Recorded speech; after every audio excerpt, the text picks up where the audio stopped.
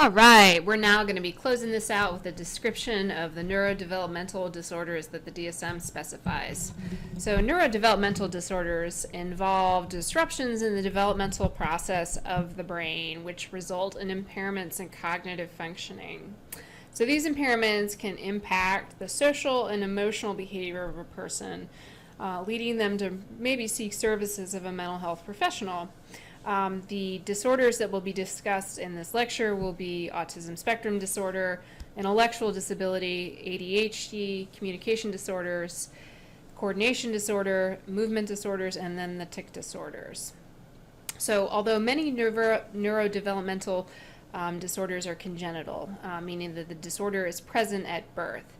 However, the symptoms that really are the hallmark of each of these disorders may actually not show up or be fully present or observable until the individual reaches a certain age or enters into certain environments, such as formal educational settings, or perhaps maybe when they experience certain developmental transitions, such as having children of their own. Couple clinical tips. So these disorders are considered to be primary biological rather than situational. So medication is often a first line of treatment. Obviously this is with the brain, and medications that we have never really address what's the underlying issue. They often just reduce the symptoms. So just know that when medication is the first line of treatment, it isn't going to make someone not have ADHD or not have autism spectrum disorder. However, it might reduce the impact of what's going on with that person in the world. So if you think about the disorder as an iceberg, kind of the symptoms are what's above the water. What's below the water is actually what's happening with the disorder, and medications really only address what's sort of above the surface, the symptoms. They're similar to the neurocognitive disorders in this way, in that you can't ever really cure someone's mental disorder, neurocognitive disorder, or neurodevelopmental disorder with medications. They all begin during a developmental period, often in utero. And most of these disorders persist throughout the lifespan, with the exception of ADHD, which has about a 50% recovery or recidivism rate, whichever way you want to phrase that one. Gender can play a heavier role with these disorders too, so just a couple of things to keep in mind. So autism is 4-to-1 male to female. ADHD is 2-to-1 male to female. And intellectual disability is 1.2 to 1.6 to 1 male to female ratio. So again, just knowing that potentially some of this is a biological difference in brains, and some of this might actually have something to do with the prevalence of assessments and diagnostic, the frequency with which we identify and diagnose people. So starting with intellectual disability. So intellectual disability in the past has had some rather unfortunate names. Used to be what we would call mental retardation back in the 70s and 80s, but now it's intellectual disability. About 1% of the US population has an intellectual disability, and really to qualify for this diagnosis, the DSM requires 3 criteria be met. First is impairment and deficit in intellectual functioning using both clinical assessment and IQ scores. 2 is an adaptive impairment in adaptive functioning, so ability to perform activities of daily living, to be independent. And 3rd, the onset must be during a developmental period, meaning when they were growing up, when they were in utero. So the DSM-5 suggests that there are 4 levels of intellectual disability: mild, moderate, severe, and profound. And with the DSM-5, there was a transition from IQ scores, which used to be what the DSM-4 used, towards more assessment of adaptive functioning as a determinant of severity. And because adaptive functioning as a determinant of severity is a little bit complicated, I'll just refer you back to page 34 and 36 in the DSM to get squared on that. All right, our next one is the global developmental delay. This is used when there's a developmental delay, but you can't necessarily assess the severity before the age of 5 for whatever reason. Maybe there's a language difficulty, some other complication. And then there's unspecified intellectual disability, and this is used when the severity can't be assessed after age 5 due to local procedures or some sensory or physical impairments, severe problem behaviors, or co-occurring mental disorders that make assessment difficult, lead to some assessment difficulties and to some speaking ones.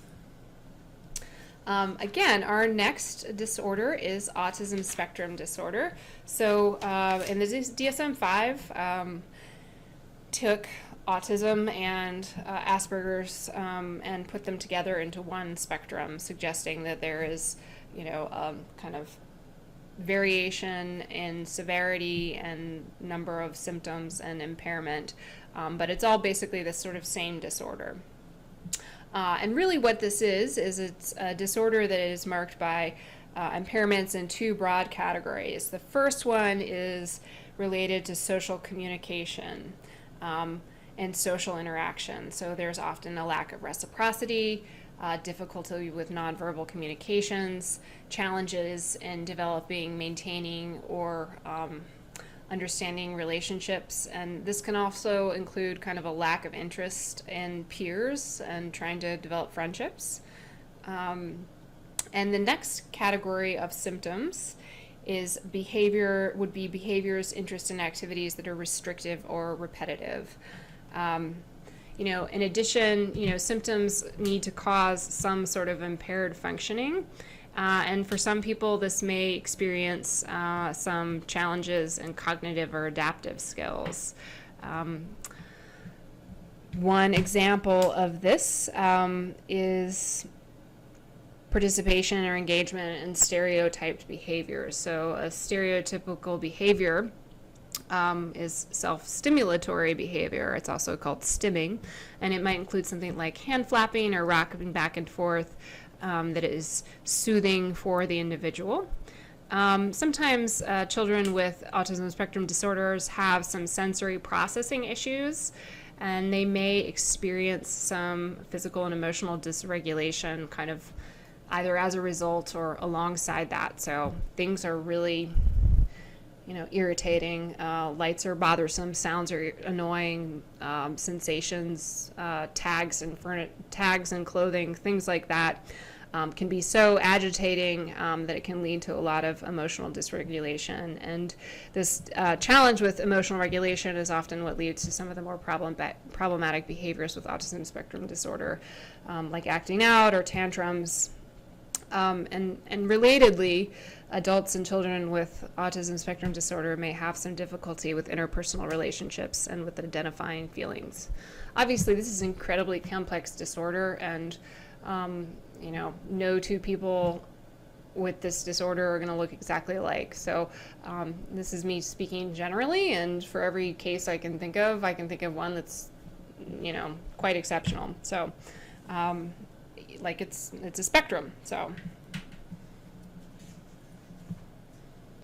So another one here is social communication disorder. So this is a disorder that involves problems with verbal and nonverbal communication that are not the result of mental disabilities or grammar problems, and that these social communications, this ability to have deficits in how the person interacts, does not show up with the other features of autism. So maybe doesn't have the repetitive behaviors or the limited interests or the kind of concrete thinking. So maybe just the reciprocal behavior or challenges in social contexts. And this can obviously impact people's interpersonal relationships and their social development fairly significantly.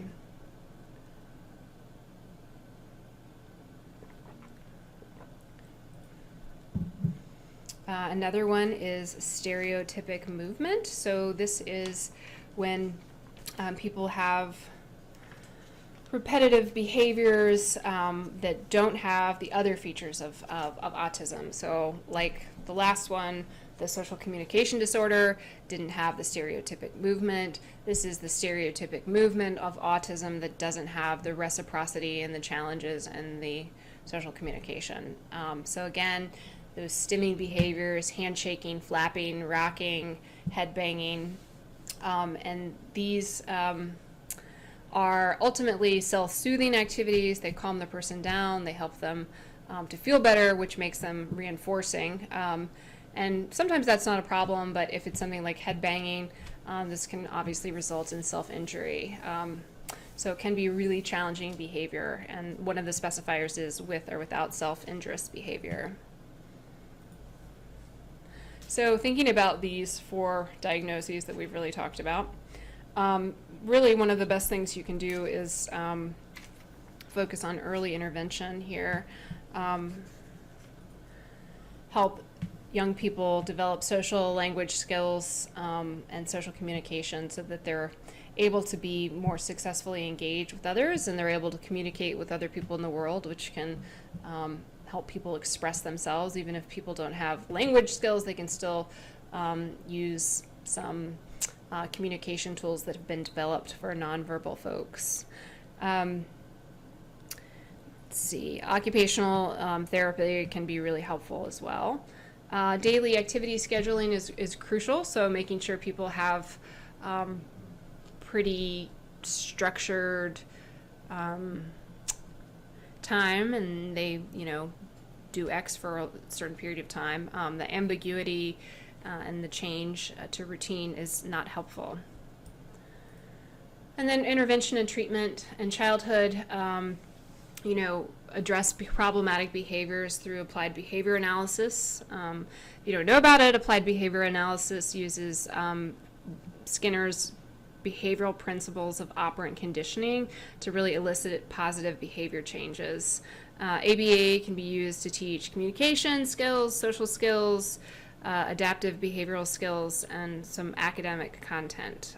And it also decreases negative behaviors like tantrums and outbursts. The nice thing is that ABA treatment is increasingly covered by government and private insurance agencies, so that's really wonderful. Social skills training also can be very important, using video modeling and social stories. So one of the challenges of autism is that people with this disorder may have a difficulty understanding the thoughts of other people, and so social stories can help people understand what's going on with other folks when they're interacting with them. These are stories that kind of make some of the social rules of our interactions, of what you do in the cafeteria, more explicit. For folks without this particular neurocognitive difference, these rules about social interactions are apparent. So these tools such as social stories make these rules explicit, which can be helpful for social skills and just generally functioning in an environment. And then family therapy and parent education, helping people make sure that they're kind of keeping the same structure all around the child's life. Adolescents, teaching job skills, handling money, really trying to foster some things that are going to be needed for independent living. And then adulthood, potentially family or marital therapy, and then teaching perspective taking or empathy training can be helpful and can certainly improve relationships as people progress through their lives. So ADHD, this is our next diagnosis. ADHD is a very misunderstood diagnosis or disorder, and it implies that there are attention deficits, but really in reality the disorder just kind of involves irregularities when it comes to attention. Some people with ADHD may struggle to attend to some tasks for a period of time. They also have a unique ability to really hyper-focus or focus exceptionally well to tasks that are interesting to them. So really there are 2 tracks of symptoms. There's first the inattentive type. So that's one that maybe struggles with paying attention to things and has a hard time focusing for a long period of time. And the other track is the hyperactivity and impulsivity. And, this means, that the child moves around a lot. They maybe get up, they go down, they're unable to engage in activities quietly. And these impairments really need to be clinically significant and show up in a bunch of different environments in order to meet the diagnosis criteria. Again, specifiers mild, moderate, severe, and then you would want to specify whether it's predominantly inattentive or predominantly hyperactive, impulsive, or combined. So thinking about treatment planning. So the biggest thing is really trying to limit some of the negative social impacts that may come along with this diagnosis. You think about a child who's in a classroom who's maybe impulsive or has a hard time focusing. That can bring a lot of negative attention from the teacher, potentially for classmates. So really helping kids recognize healthy forms of sensation seeking, like, how can you stay focused on things? Really helping kids to kind of know what their interests are and know what their strengths are so that they can really kind of enhance those in the educational environment. Social skills training can also be useful, helping kids to learn to take turns. That can improve on impulsivity. Learning games, again, can kind of help build, self-regulation. And then perhaps single-player team sports, things like golf, tennis, I guess badminton. I don't know why I picked that one. Anyway, these can be really useful. I would say mountain biking would be another one, road biking, running. In general, daily vigorous exercise in the morning can also be really helpful for impacting the negative social impact. So people are able to get some of that energy out. It can be good. In terms of intervention and treatment, enhancing attention and reducing impulsivity. So things that are useful here would be things like mindfulness and neurofeedback. If you haven't heard of neurofeedback before, it's a non-invasive procedure in which electrodes are placed on a client's scalp to monitor electrical signals in the brain. And the electrodes are connected to a computer that provides feedback from the client's brain waves. And so when a client is attentive and focused, pleasant images kind of appear on a screen, and as the clients kind of start to monitor their brain activity, they learn skills to increase their attention and focus. So it's cool. It's a way of training your brain. Then self-regulation games, such as Simon Says, can be helpful. Organizational skills, really helping students learn how to plan, how to stay organized, how to complete assignments. For younger children, using maybe token economy systems as a motivator, where, if you get 10 stickers, you get to choose a prize. In terms of academics, really teaching students to be efficient about their work, teaching them to skim read and maybe select some of the most salient points. And then stimulant medications are an option for moderate or severe ADHD, although, these are reducing of symptoms but not necessarily addressing the underlying problem.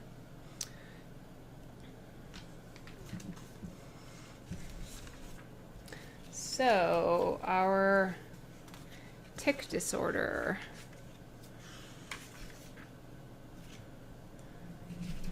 Oh, man. Okay, so tic disorders are chronic phonic, meaning noises through the nose, throat, or mouth, and motor body movement tics. These tic disorders are found in about 1% of the population, and the majority of them are diagnosed in childhood. Clients who have tic disorders often express a need to complete a tic in order to relieve a little inner urge.